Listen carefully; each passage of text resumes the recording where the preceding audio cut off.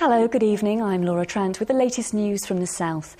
Storm force winds, trees down and a partial roof collapse. Just some of the effects of the stormy weather the region has experienced over the past 24 hours.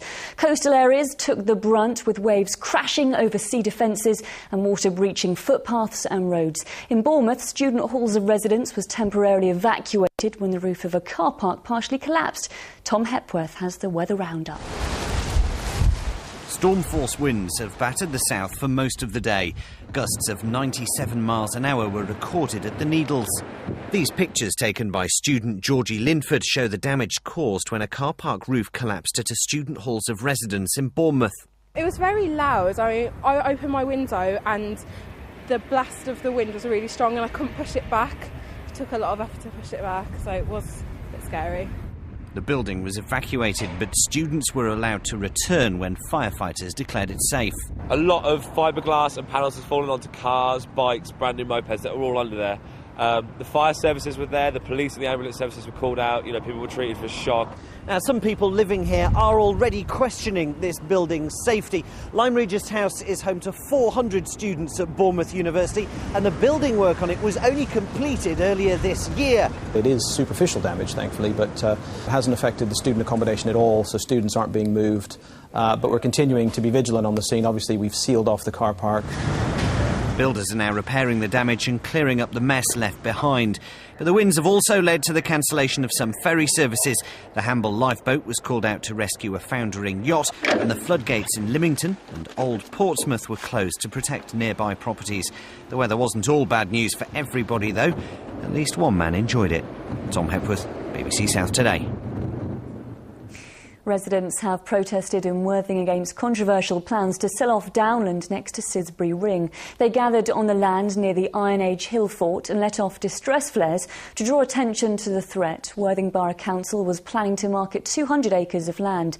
It's now temporarily suspended the sale. Campaigners say it's the borough's largest and most important green space and should be withdrawn from sale permanently. On this area, there is an informal right to roam, which, if it goes into private hands, will probably be lost. In Worthing, we only have really two environmental assets. We have the sea and we have the downland. And we need to keep the downland for access to people. People come up here, they walk their dogs, they go, just a general, often weekend stroll, and it's a wonderful environment. The future vision for the Canalside area of Banbury in Oxfordshire is being shown to locals in the town. New homes, restaurants and shops are being proposed for the 45-acre site. The plan is dependent on the completion of a £13 million flood alleviation scheme, which would take the land out of the flood risk zone. It's much needed. We do have to provide housing. This is perhaps the most important housing site in Banbury over the next 20 years, and it's something that we want to work towards. Football news now, and in League One, the MK Dons lost by 2-1 at Charlton. Meanwhile, it was a hammering for Wycombe earlier this afternoon. They lost 6-0 to Huddersfield.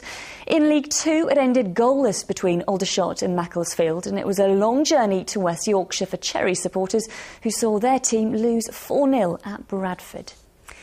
And just before the weather, a reminder of our current affairs programme, The Politics Show. It'll look at Interfaith Week, which begins this weekend, and whether it can really increase understanding between different religions.